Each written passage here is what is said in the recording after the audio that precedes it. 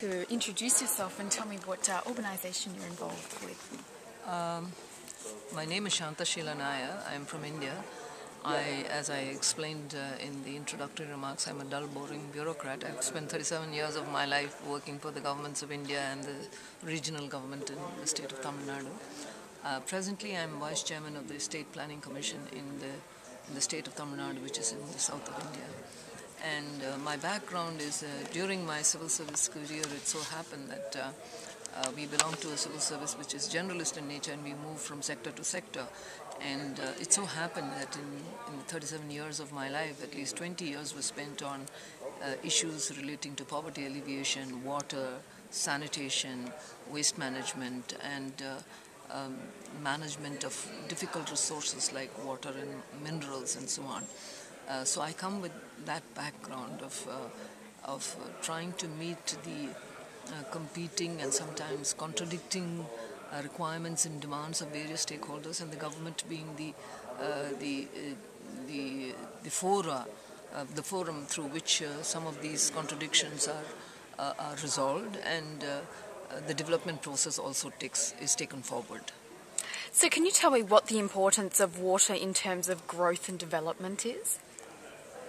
Water, there's no overstating the fact. It is so important, not merely in terms of development, but to life itself. If you're looking at other planets today or the moon, the first thing you're asking is there water there? That's how important water is to all life.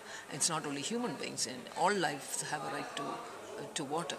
And my own position is that it's not so much a matter of lack of resources as the mismanagement of resources, A, and B, the need to move from a supply management, how do I get water, how do I get more water, and there is only that much water. It's misplaced, it's gone into the wrong places, and what is in the ground has gone into the sea, and we need to get water back into the ground. We need to manage our water systems better, but as much we need to manage the demand much better. We not only just use water, we are abusing water. The amount of water-intensive technologies we have, from moving sewage, human waste, to types of irrigation for farming, we treated water like it's there forever, and now we are suddenly realizing that that's not the case. The answer to that is not really trying to find more water, which by its very nature is not something that you're going to find more water. There is only that much water. And then you have climate change where you have a surfeit of water in some situations, where you have floods. And so too much of water can also be a bad thing. So it's not as if the lack of resources itself is the problem, but the problem of managing the resource to optimum limits, managing its availability and managing the demand for it, which is, I think, the challenge, and this is what we need to work forward, and that is why water is so important. Because if you're managing with lesser quantities of water, then your energy requirement comes down. And if you're managing with lesser quantities of water for production of food, then you can manage more food production with the same water. So, it's so basic to even the other components of the same nexus, that the management of water, the optimum management of water, and the continued research and interest and attention to improved water management, conservative water management, is key to improving the efficiency of both energy and food production. What policies need to be put in place, and who should be leading this policy-driven way? The answer to why is obvious, because we are facing a crisis everywhere. You have parts of the world which are floating in plenty, and other parts which are dying with scarcity. So the part of the problem is inequity across populations, inequity across the globe. So that is part of the problem. The other part of the problem is, again, the need to find enough resources to keep the process going. That's what sustainability is all about. Now, it is being driven. It cannot be driven by just one stakeholder. It has to be driven by all stakeholders. Governments have a major role, no doubt. But then the people who are participants in the process are equally stakeholders. People who are investors in the process are equally stakeholders. People who are buyers from certain areas are equally stakeholders. If they want to keep the system going, they have to build sustainability into it. We have to readdress the issues in a way that it makes it possible for everybody to continue to have a certain level of availability of water and these basic requirements as we are now used to. But at the same time, we need also to get used to the fact that we need to get used to using less and more efficiently, much more efficiently. It's not that we need that much water. We need to use it much more efficiently so that there is enough for everybody. You talk there about efficiency. I mean, if you look at westernized countries, we all use way too much water and way too much energy and consume way too much food, and the practices that we have in farming and making that food are somewhat questionable. But how is the idea of wealth associated with this sort of a consumption affecting developing countries? See, it's all very well for us to say that developing countries must adopt a different norm, and which they must, for the very fact of survival, they probably have to. But as much there is a responsibility on developed countries, because what are developing countries trying to do? Trying to get there, trying to be like the developed countries. And so what do they follow? They follow the models which are there in the developed countries. And then they think that, if the developed country can afford that, why shouldn't I? Why should I alone tighten my belt? I mean, can I not get there?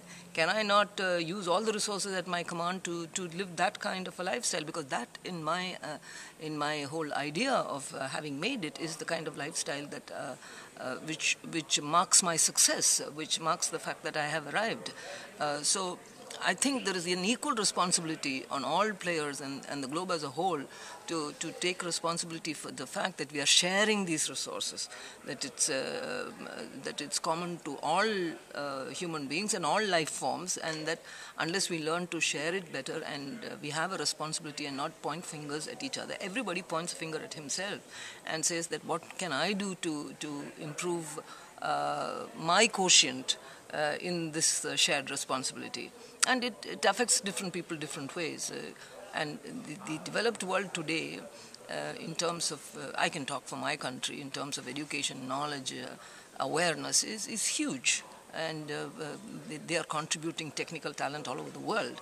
So we in our country really need to reinvent the technologies to suit ourselves and not just borrow them or use them because they have been successful in other parts of the world over the last century. But that century has moved on and their requirements are different from our requirements. We need to reinvent the technologies that will be suitable to us, not always in the frame of, trying to say that, I have to go back to rural technologies. I mean, you have to do that. You have to be sustainable, or go back to ancient technologies. That's not the point. The point is to understand the sustainability of those earlier technologies, to understand why those technologies failed in the past, and to reinvent our requirements to suit our needs.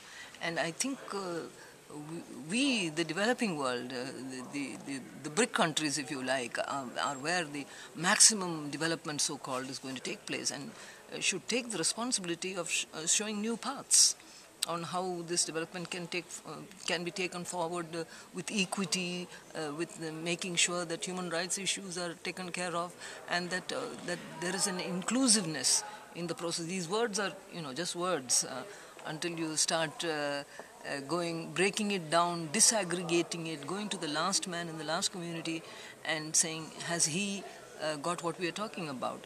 We talk in terms of liters per capita per day. There's nothing more confusing than that.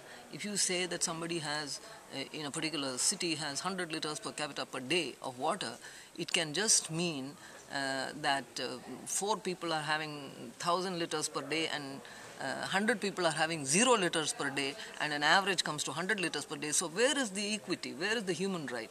You might pass off that city saying, oh, they've got 100 liters per capita per day. I mean, the way you assess performance, the way you assess the availability of resources is ultimately to go and say, is there one person excluded? Or how many are excluded, and if so, why? How do we bring them back into the net? What is the safety net? We are not talking about luxuries. We are talking about basic requirements. What is that safety net? How do I make sure that people are kept within that safety net and don't fall off that safety net? Everybody has a responsibility. Governments mostly so, but it's not as if others don't have a responsibility.